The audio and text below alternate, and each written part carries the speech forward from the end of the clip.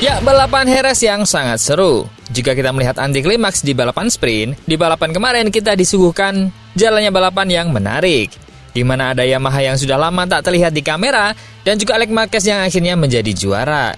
Dan pertarungan antara Pecco dan Marc Marquez yang menegangkan. Tapi ada kabar nih, di balik Yamaha yang kini, Yamaha fix akan berpindah menggunakan mesin V4. Tapi, dengan performa kemarin, apakah kembali akan ragu-ragu atau malah makin yakin? Dan juga KTM yang kembali moncer melalui Vinales, dan kemana para pembalap jagoan KTM yang lainnya. Kita bahas.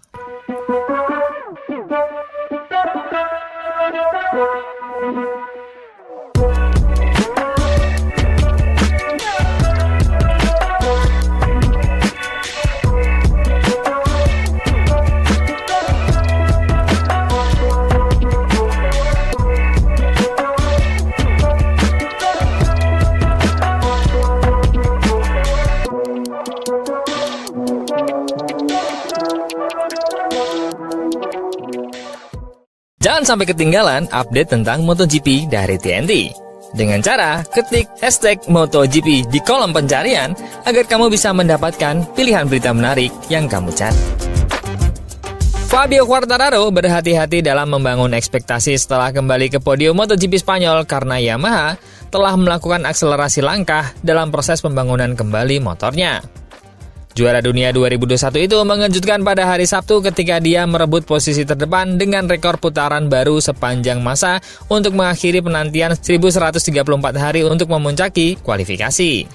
Sebelumnya, dia mengalami kecelakaan di putaran kedua sprint setelah kehilangan keunggulan. Tapi di main race, Fabio Quartararo mampu memimpin balapan dalam 10 dari 25 putaran pertama di Grand Prix hari Minggu.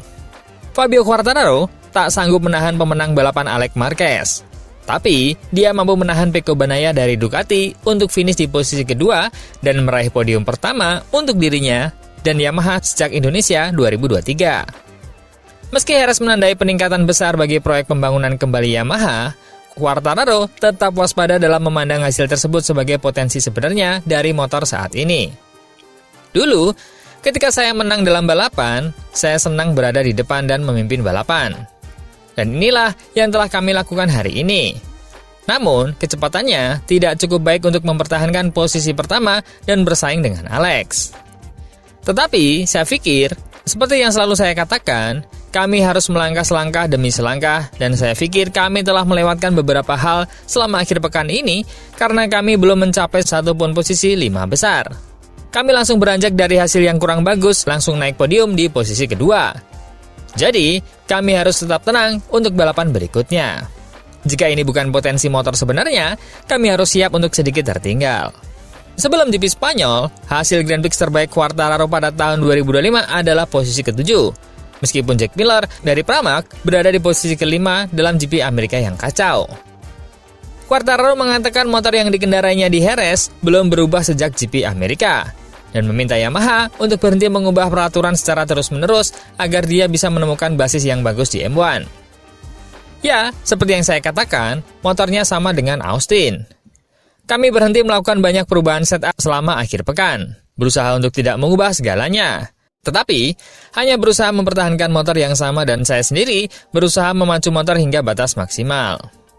Saat ini, kami tidak memiliki apapun yang akan membuat kami melangkah maju.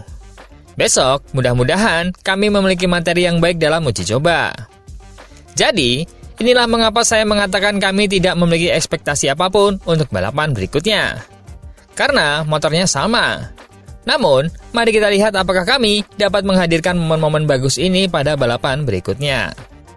Sebelumnya, Yamaha menyatakan bahwa tahun 2026 sudah fix akan menggunakan mesin V4. Apakah akan kembali ragu atau makin yakin bahwa inline 4 potensi maksimalnya adalah yang bisa dilihat di Jerez ini? Hari sebelumnya, pembalap pabrikan Yamaha Fabio Quartararo itu tiba di pedok Jerez dengan sedikit dorongan dari Qatar. Dan juga pertarungan balapan di Jerez mengonfirmasi bahwa motornya telah naik level dari sebelum-sebelumnya sebelum seri Austin. Namun, semua itu masih tergantung dengan sirkuit. Tidak mengherankan, juara dunia 2021 itu ditanyai tentang tes Yamaha baru-baru ini. Minggu lalu di Valencia, Augusto Fernandez dan Cal Crutchlow menguji M1 dengan mesin V4 baru untuk pertama kalinya. Quartararo menjawabnya dengan senyum yang lebar. Saya pikir, lebih baik kalau saya tidak mengatakan apa-apa. Ini lebih baik daripada mengatakan sesuatu yang belum tentu benar sama sekali atau mungkin sebaliknya. Yang dapat saya katakan adalah sepeda itu telah menyelesaikan beberapa putaran. Saya akan mengujinya tahun ini, tapi kemungkinan besar sekitar bulan Agustus atau September, saat semua orang lebih fokus pada sepeda 2026 mereka. Saat ini, prioritas utama tim balap adalah motornya yang ini, merujuk pada motor yang digunakan meraih podium 2 di Jerez kemarin. Namun, Quartararo sudah yakin bahwa masa depannya hanya milik pembangunan baru V4. Ketika kita berbicara tentang masa depan, tidak akan ada jalan keluar lain. Mulai tahun 2026 dan seterusnya, saya hanya memikirkan V4. 4 dari 5 pabrikan mengandalkan mesin V. Dan jika kami ingin berjuang untuk meraih kemenangan dengan semua orang sepanjang balapan, kami harus mengandalkan konsep yang sama. Nah, ini sob. Pertama, Fabio sudah yakin akan menggunakan V4 nih di tahun depan. Kedua, Fabio senyum lebar ketika membicarakan V4. Apakah ini pertanda konfigurasi mesin V4 milik Yamaha ini memiliki catatan waktu dalam pengujian yang mendekati Ducati atau sama atau bahkan melebihi? Karena hal itu hanya diujikan oleh tim penguji, yang jika dilihat dari torehan pencapaian masih jauh di bawah Fabio Quartararo. Tentu akan ada potensi bahwa itu akan lebih maksimal jika dikendarai langsung oleh Fabio Quartararo, yang barang tentu akan terlaksana pada bulan Agustus atau September. Dan dengan hasil Jerez, makin mengukuhkan bahwa meskipun mendapatkan podium, namun bisa saja itu bukan kekuatan sebenarnya dari motor inline 4-nya, melainkan faktor sirkuit mulai dari aspal dan layout yang cocok untuk Yamaha sekarang.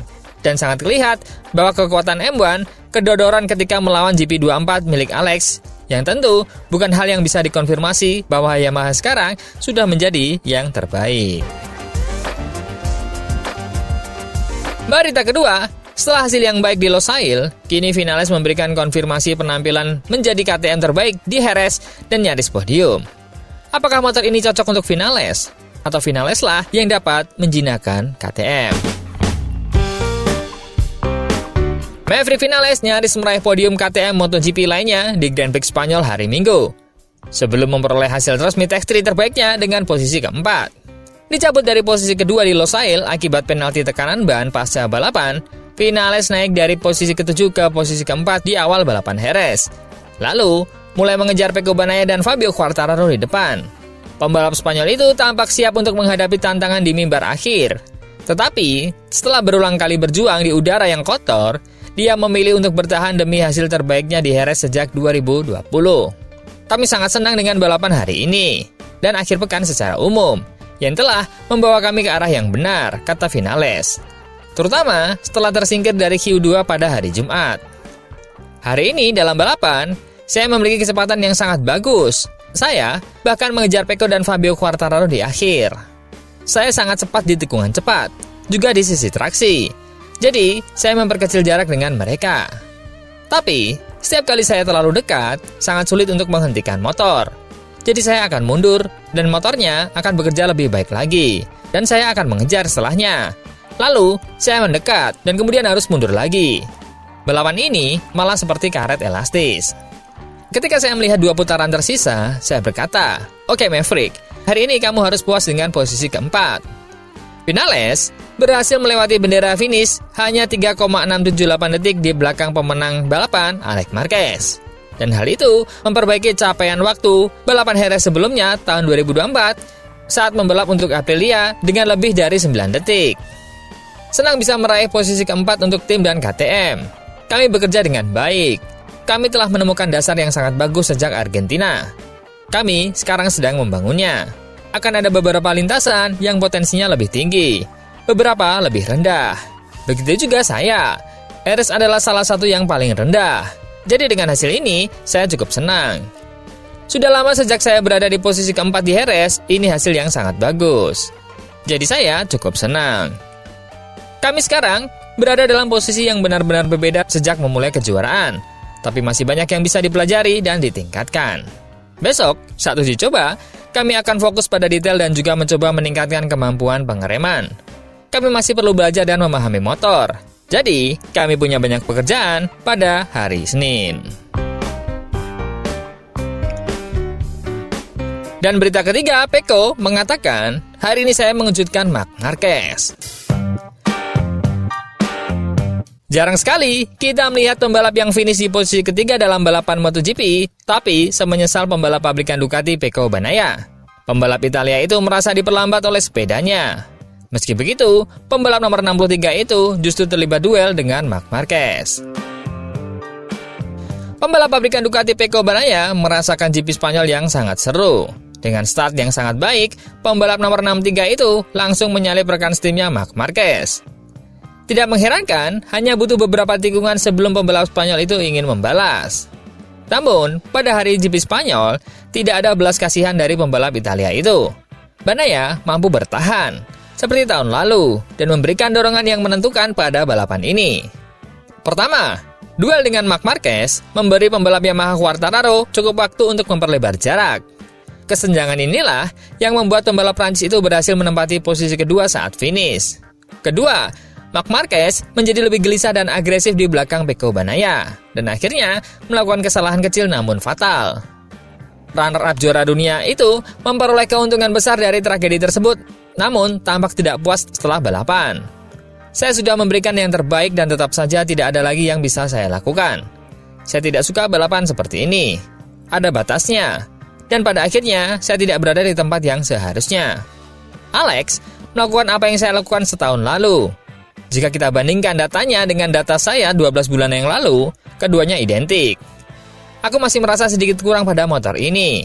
Kami telah meningkat dalam banyak langkah kecil, tapi hari ini merupakan bukti bahwa kami belum mencapai tujuan kami. Dan pembalap Italia itu santai menanggapi duel sengit dengan Marc Marquez. Itu adalah duel yang hebat.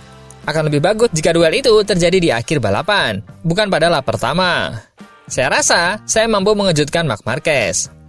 Saya membaik di tikungan 8 selama akhir pekan dan mampu melaju paling depan di barisan duel nomor 2. Bagnaia tampil menonjol, di mana posisinya dan selisihnya dengan Marc Marquez di klasmen kejuaraan semakin mengecil. Pembalap nomor 63 ini mendambakan solusi teknis pada tes besok. Kita harus berusaha keras untuk motor ini.